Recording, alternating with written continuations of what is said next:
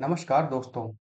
चलिए डिस्कस करते हैं 15 इंपॉर्टेंट क्वेश्चन, एक्सप्लेनेशन और उनसे जुड़े फैक्ट्स के साथ। नमस्कार, मैं हूं Abhay Singh, current affairs for exam से।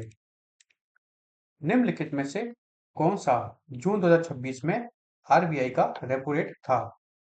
आपके ऑप्शन है फ्रेंड, 4.75%, 5%, 5.25% या 5.75%।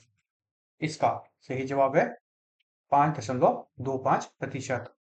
दोस्तों, आरबीआई के एक्ट के तहत स्थापित 6 मेंबर मॉनेटरी पॉलिसी कमेटी अर्थात एमपीसी ने रेपो रेट को 5.25% पर अनचेंज अर्थात यथावत रखा है। भारत ने फाइनेंशियल ईयर 2025-26 के दौरान 7.7% की मजबूत जीडीपी ग्रोथ दिखाई है और फोर्थ क्वार्टर में 7.8% की जीडीपी ग्रोथ दर्ज की है।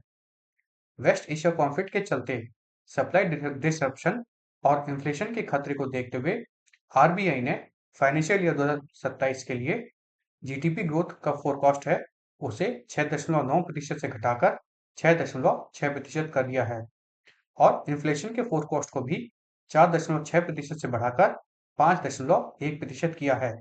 मतलब वेस्ट एशिया कॉन्फ्लिक्ट के कारण ग्रोथ घटेगी और इन्फ्लेशन महंगाई दर बढ़ने की संभावना है।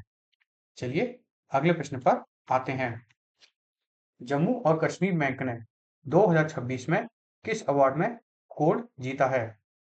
आपके ऑप्शन है friend, ET award, pinnacle award, banking award या डिजिटल अवार्ड। इसका सही जवाब है दोस्तों, फेनेकल अवार्ड।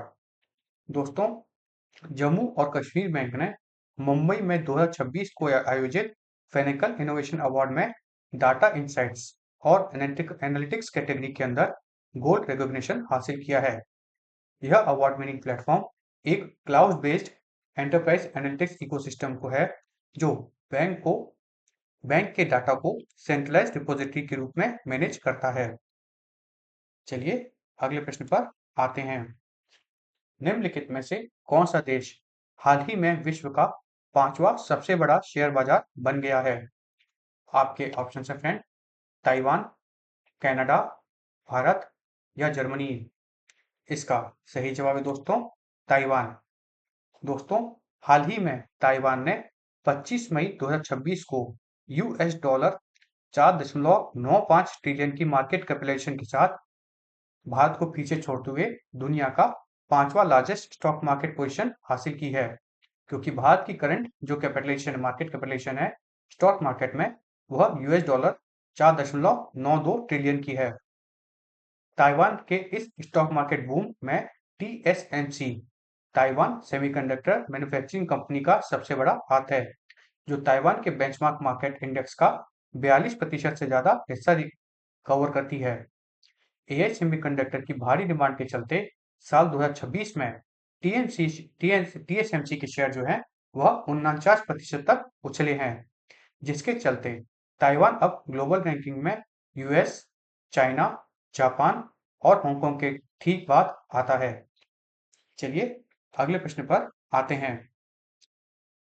भारत में मादक पदार्थ कानून प्रवर्तन के लिए नोडल संस्था कौन सी है? आपके ऑप्शन है फ्रेंड, सीबीआई, एनसीबी, ईडी या एनआईए। इसका सही जवाब है दोस्तों, एनसीबी। दोस्तों, भारत ने साल 2047 तक एक ड्रग फ्री इंडिया नशा मुक्त भारत के लक्ष्य को हासिल करने के लिए एक कॉम्प्रिहेंसिव 3 साल का एंटी नार्कोटिक एक्शन प्लान तैयार किया है और इसी कारण से हम इस प्रश्न को पढ़ रहे हैं। मिनिस्ट्री ऑफ होम अफेयर्स के अंडर काम करने वाली एनसीबी अर्थात नार्कोटिक कंट्रोल ब्यूरो इस प्लान की नोडल एनफोर्समेंट एजेंसी है, जो स्टेट एजेंसी के अंदर सेपरेट इंटेलिजेंस विंग सेटअप करेगी। चलिए अगले प्रश्न पर आते हैं। कैबिनेट के नए फैसले के तहत किस ईंधन को कीमत में स्थिरता बनाए रखने के लिए मदद मिलेगी? आपके ऑप्शन हैं friend, aviation fuel, diesel fuel, petrol fuel या फिर बायोफ्यूल। इसका सही जवाब है दोस्तों, एविएशन फ्यूल। दोस्तों, यूनियन कैबिनेट ने हाल ही में वेस्ट एशिया क्राइसिस के दौरान एविएशन टरबाइन फ्यूल के प्राइजेस को स्टेबलाइज करने के लिए 10,000 करोड़ के बजटरी सपोर्ट का अप्रूवल दिया है। इस स्कीम के तहत ऑल मार्केटिंग कंपनीज को इंटरेस्ट फ्री एडवांस दिए जाएंगे, जिसे ministry of petroleum and natural gas द्वारा एडमिनिस्टर किया जाएगा। वेस्ट एशिया क्राइसिस के चलते एविएशन टरबाइन फ्यूल का दाम जो है वो 7.5 से बढ़कर 142 लीटर तक पहुंच गया है, रुपए पर लीटर पहुंच गया है, जिसे कंट्रोल करने के लिए यह फिक्स प्राइस ईटीएफ मैकेनिज्म 36 महीनों तक ऑपरेशनल रहेगा। चलिए अगले प्रश्न पर आते हैं। निम्नलिखित में से किस रडार ने चंद्रमा की सतह के नीचे बर्फ होने की संभावना का पता लगाया है? आपके ऑप्शन है फ्रेंड, रीसेट, डीएफएसएआर, सरल या कार्टोसैट। इसका सही जवाब है दोस्तों डीएफएसएआर। दोस्तों ये डीएफएसएआर का फुल फॉर्म है dual frequency synthetic aperture radar. ISRO ने मई 2026 में चंद्रयान 2 के डाटा के आधार पर मून के साउथ पोल पर स्थित फाटोसिनी क्रेटर के अंदर एक सब सरफेस आइस अर्थात जमीन के अंदर बर्फ होने की पक्के सबूत पेश किए हैं। फिजिकल रिसर्च लेबोरेटरी के साइंटिस्ट ने चंद्रयान 2 के ऑर्बिटल के DFSAR dual frequency synthetic aperture radar instrument के ऑब्जर्वेशन का यूज करके यह एनालिसिस किया है। चलिए अगले प्रश्न पर आते हैं। निम्नलिखित में से कौन सा संग्रहालय भारत का पहला निजी चिकित्सालय संग्रहालय बना है? आपके ऑप्शन है friend, anatomy hall, bio heritage, health gallery या मेडिकल आर्काइव। इसका सही जवाब है दोस्तों मेडिकल आर्काइव। दोस्तों केरला के तिरुवनंतपुरम में हाल ही में भारत का पहला प्राइवेट मेडिकल म्यूजियम खोला गया है, जिसे म्यूजियम ऑफ मेडिकल आर्काइव भी कहा जा रहा है। इस यूनिक म्यूजियम को गवर्नमेंट मेडिकल कॉलेज तिरुवनंतपुरम के पुराने आर्टिस्ट मॉडलर ए शिवरामन ने स्थापित किया है। म्यूजियम में fetal circulation, embryonic development, mitosis stage, reproductive anatomy को समझाने वाले 3D एटोनॉमिकल और एम्ब्रियोबायोलॉजिकल मॉडल और फोटोग्राफ डिस्प्ले किए गए हैं। चलिए अगले प्रश्न पर आते हैं। निम्नलिखित में से कौन सा अनुच्छेद जीवन के अधिकार के अंतर्गत ट्रॉमा केयर को सुरक्षा प्रदान करता है? आपके ऑप्शन हैं फ्रेंड, आर्टिकल 14, आर्टिकल 19, आर्टिकल 21 या आर्टिकल 32। फ्रेंड्स इसका सही जवाब है आर्टिकल 21। दोस्तों अब इस बारे में हम इसलिए पढ़ रहे हैं क्योंकि हाल ही में सुप्रीम कोर्ट ने save life foundation versus union of India landmark case में फैसला सुनाते हुए ट्रॉमा केयर को आर्टिकल 21 अर्थात राइट टू लाइफ का एक इंटीग्रल पार्ट घोषित किया है। कोर्ट ने इमरजेंसी हेल्पलाइन नंबर जैसे कि 100, 101, 102, 108, 1033 को अगले 3 महीनों के अंदर एक सिंगल नेशनल इमरजेंसी नंबर 112 के साथ इंटीग्रेट करने के निर्देश दिए हैं। यह 112 नंबर जो होगा वह इमरजेंसी रिस्पांस सपोर्ट सिस्टम होगा। हेल्थ मिनिस्ट्री को 8 हफ्ते के अंदर नेशनल ट्रॉमा रजिस्ट्री गाइडलाइंस जारी करनी होगी और सभी रजिस्टर्ड एम्बुलेंस के लिए जीपीएस ट्रैकिंग और नेशनल एम्बुलेंस कोड के कंप्लायंस मैंडेटरी करने होंगे। चलिए अगले प्रश्न पर आते हैं। 2026 के संशोधन के तहत कौन सा प्राधिकरण ट्रांसजेंडर पहचान प्रमाण पत्र स्वीकृत करता है? आपके ऑप्शन है फ्रेंड, कलेक्टर, मजिस्ट्रेट, गवर्नर या रजिस्ट्रार। इसका सही जवाब है मजिस्ट्रेट। दोस्तों प्रेसिडेंट ने हाल ही में transgender person protection of right amendment act को अपनी मंजूरी दी है। यूनियन मिनिस्टर श्री वीरेंद्र कुमार खातिक द्वारा इंट्रोड्यूस किए गए इस अमेंडमेंट के तहत आइडेंटिटी सर्टिफिकेशन प्रोसेस से self perceive gender identity recognition को हटा दिया गया है।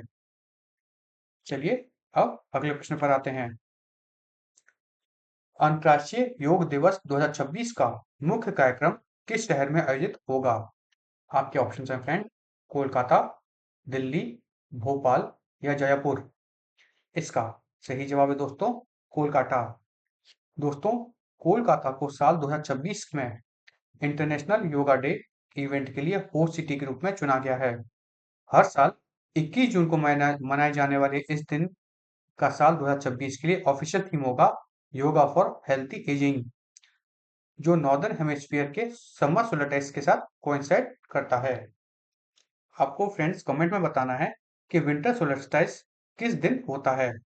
चलिए अगले प्रश्न पर आते हैं। निम्नलिखित में से किस अधिकार को दिल्ली उच्च न्यायालय द्वारा सुदृढ़ किया गया था? समानता का अधिकार, धर्म का, शिक्षा का या निष्ठा का? इसका सही जवाब है दोस्तों निष्ठा, प्राइवेसी का। क्यों पढ़ रहे हैं हम ये? क्योंकि दिल्ली हाई कोर्ट ने एक landmark judgment justice Sachin Dutta द्वारा दिया गया है, जिसमें राइट टू बी फॉरगॉटन को आर्टिकल 21 के तहत प्राइवेसी का एक इंटीग्रल पार्ट रिकॉग्नाइज किया गया है। कोर्ट ने गूगल जैसे सर्च इंजन्स और भारतीय कानून जैसे लीगल डाटाबेस को निर्देश दिया है कि वो एक्विटेड, डिस्चार्ज, क्वाइस्ड या सेटल्ड केसेस के पक्षकारों के नाम बेस्ड सर्च रिजल्ट को डी इंडेक्स करें। चलिए अगले प्रश्न पर आते हैं। निम्नलिखित में से कौन सा मस्तिष्क का ट्यूमर सबसे आक्रामक होता है? मेनिनग्लोमा, एंडोनामा, ग्लियोब्लास्टोमा या न्यूरोमा? इसका सही जवाब है दोस्तों ग्लियोब्लास्टोमा। दोस्तों ब्रेन ट्यूमर्स के प्रति अवेयरनेस बढ़ाने और रिसर्च को सपोर्ट करने के लिए हर साल आज ही के दिन 8 जून को वर्ल्ड ब्रेन ट्यूमर डे मनाया जाता है, जिसे साल 2000 में जर्मन ब्रेन ट्यूमर एसोसिएशन ने शुरू किया था। साल 2026 के लिए इसका थीम था equitable access to advance tumour care. चलिए अब अगले प्रश्न पर आते हैं। किस राज्य को दो पहिए किस राज्य को 2 हाईवे चौड़ीकरण परियोजना के लिए मंजूरी हाल ही में मिली है? आपके ऑप्शन है फ्रेंड तेलंगाना, गुजरात, उड़ीसा या पंजाब। इसका सही जवाब है दोस्तों तेलंगाना। दोस्तों यूनियन कैबिनेट ने तेलंगाना में लॉजिस्टिक हब और इकोनॉमिक नोड्स को मजबूत करने के लिए NH63 और NH563 कॉरिडोर पर 7,500 करोड़ के लगभग 2 बड़े हाईवे प्रोजेक्ट्स को अप्रूव किया है। चलिए अगले प्रश्न पर आते हैं। निम्नलिखित में से कौन सी संधि महासागर संरक्षण के लिए लागू हुई है? आपके ऑप्शन हैं friend UN clause, MARPOL, Ramsar या BBNJ। फ्रेंड्स इसका सही जवाब है BBNJ। BBNJ का फुल फॉर्म है बायोडाइवर्सिटी बियॉन्ड नेशनल जुरिस्डिक्शन। दोस्तों ओशन अवेयरनेस बढ़ाने के लिए हर साल आज ही के दिन 8 जून को वर्ल्ड ओशन डे मनाया जाता है और इसलिए हम इस बारे में आज पढ़ रहे हैं। इसे UNGA ने साल 2008 में ऑफिशियली रिकॉग्नाइज किया था। चलिए अब कल का प्रश्न देखते हैं। कल हमने आपसे पूछा था संयुक्त राज्य अमेरिका में युद्ध की घोषणा करने की संवैधानिक शक्ति किसके पास है? वहां की कांग्रेस के पास, वहां के राष्ट्रपति के पास, वहां के सेनेट के पास या वहां के गवर्नर के पास? इसका सही जवाब है दोस्तों वहां की कांग्रेस के पास। कांग्रेस वहां पे जैसे हमारे कांग्रेस पार्टी है दोस्तों, कांग्रेस वहां का पार्लियामेंट को कहते हैं, जैसे हमारे यहाँ पार्लियामेंट को कहते हैं ना, वैसे वहां कांग्रेस है। दोस्तों United states house of representative ने ईरान और अमेरिका के बीच चल रही हॉस्टिलिटीज को लेकर एक वॉर पावर रेजोल्यूशन पास किया है।